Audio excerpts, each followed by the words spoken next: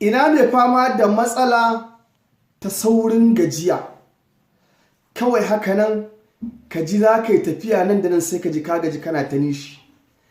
Ina wanda yake fama da matsala ta sanyin mara, ga abu da za ka haɗa domin ka samu waraka daga wannan da izinin Allah. Ina wanda yake fama da matsala ta rashin haihuwa, ga abin da za ka haɗa in Allah ya yarda za ka haihu da izinin Allah. Ina wanda yake neman magani wanda zai rage kitse, duk wannan abu zai yi. Ina wanda yake neman magani wanda zai rage tumbi, gashi. Yi wa 'yan uwa sharing ɗin wannan bidiyo domin su ma su gani su amfana.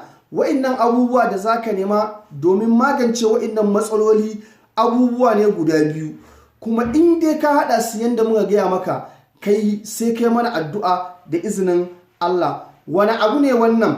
Za ka samu ganyen gwaiba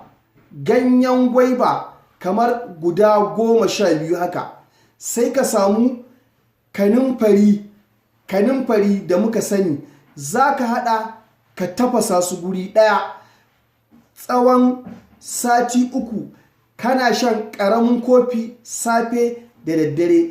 In Allah ya yarda wa'innan matsaloli naka sai ka yi mana addu'a da yardar Allah.